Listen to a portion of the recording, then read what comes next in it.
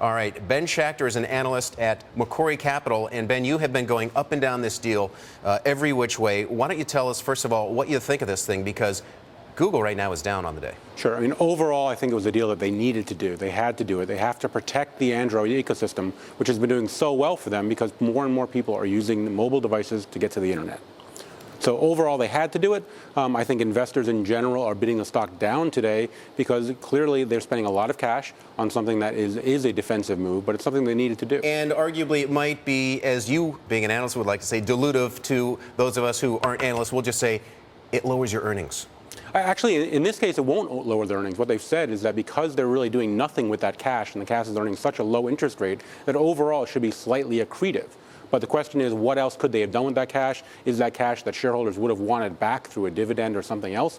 And how much more are they going to have to spend to get into this business where they're actually making hardware potentially dilutive to margins, but not necessarily dilutive to EPS? Yeah, the talk has been that it's all about the patents. Forget the hardware. That's not where the money's made anyway. I mean, a lot of phones are just given away, but it's the value of the patents. How many patents are we talking about? I think they have 17,000 patents and almost 10,000 that are pending.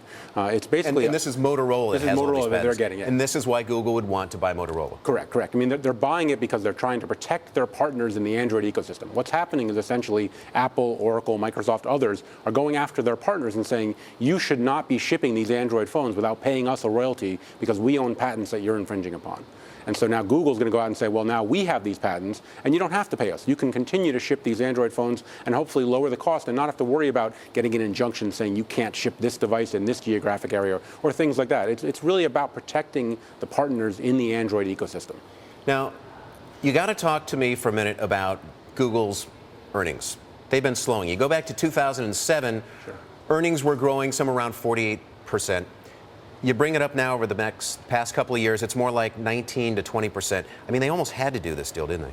Well, I think they're looking out to the long-term future. And what is the long-term future? It's about the mobile internet.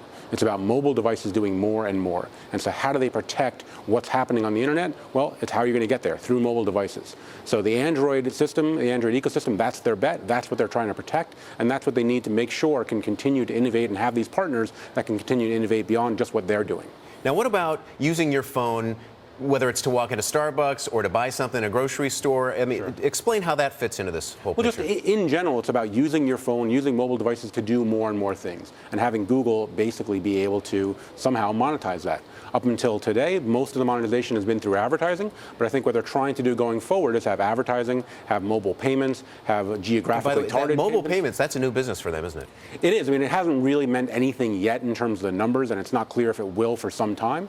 But the question is, what will people do with their mobile devices? Will they use them to go in and buy things? Will they use them to get better advertising, more targeted advertising, geolocation targeted advertising, those types of things? So that's what they're working with, and that's what they're trying to protect now as they see more and more people accessing the internet, not through a desktop, not even through a laptop, but through these smaller mobile devices. Okay, I'm an Apple iPhone guy, Yeah. all right? I've never used an Android.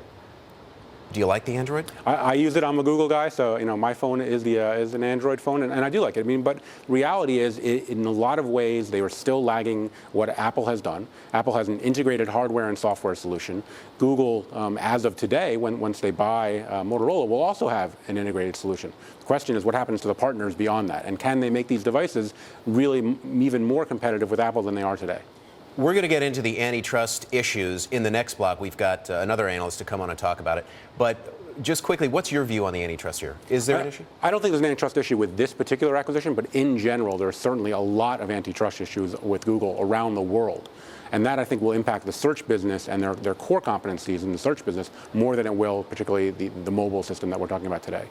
All right, Ben Schachter, thank you for joining us from Macquarie. I imagine your phone has been very busy today. It has. All right.